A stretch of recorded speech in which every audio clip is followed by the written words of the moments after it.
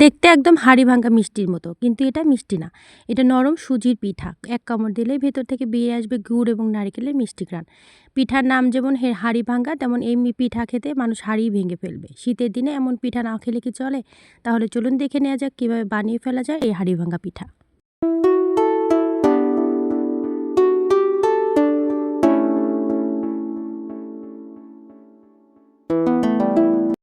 তো hello everyone, আসসালামু আলাইকুম। সকলে কেমন আছেন? আশা করি সকলে ভালো আছেন। আলহামদুলিল্লাহ আমি অনেক ভালো আছি।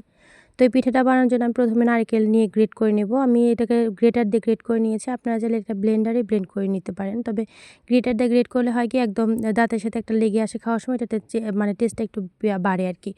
তো এরপরে আমি এখানে দিয়ে দিয়েছি গুড়, দিয়েছি একটু তেজপাতা এবং দিয়েছি 2টা সাদা এলাচ। যখন গুড়টা গলে আসবে তখন এই মুহূর্তে আগে থেকে গ্রেট করা নারকেলগুলোর মধ্যে দিয়ে আমি সুন্দর করে ভেজে নেব।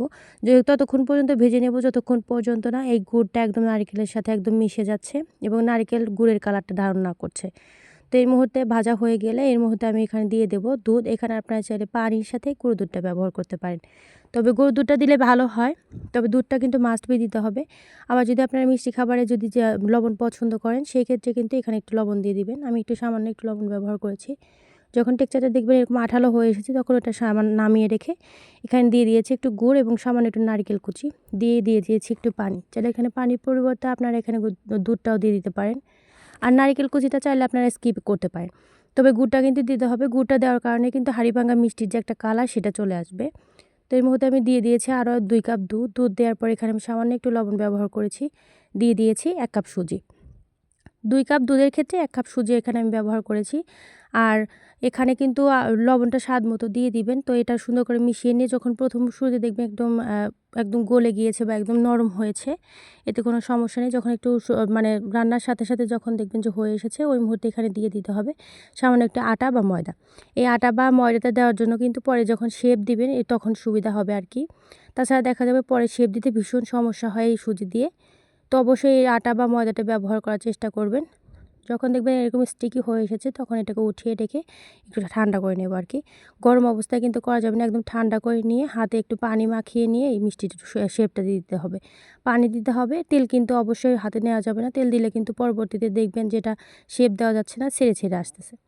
তো এটা করে আমি হাতের মধ্যে গোল করে নিয়ে এর মধ্যে আগে থেকে যে গুড়ের যে পুরটা করে রেখেছিলাম, সেটা দিয়ে সুন্দর করে চেপে চেপে মিষ্টি সুন্দর একটা শেপ দিয়ে নেব। এতে করে দেখতে সুন্দর লাগবে। তো এটা চেপে চেপে শেপ দিয়ে নেওয়ার পরে এখানে আমি দিয়ে দিয়েছি নারকেল ড্রাই কোকোনাট যেটা, সেটা দিয়ে দিয়েছি। তবে আপনাদের কাছে যদি ড্রাই কোকোনাট অ্যাভেলেবেল না থাকে, সেক্ষেত্রে কিন্তু নারকেল মানে গ্রেট করে একদম দুধটা ঝরিয়ে ফেলে চুলায় একটু গরম করে নিলে ড্রাই কোকোনাট হয়ে যাবে।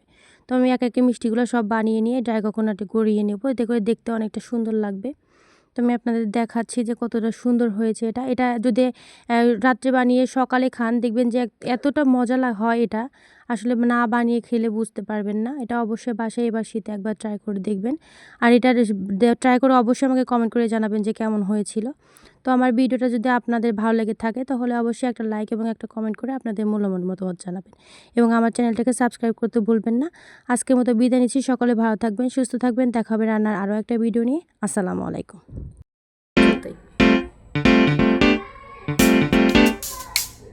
Yeah.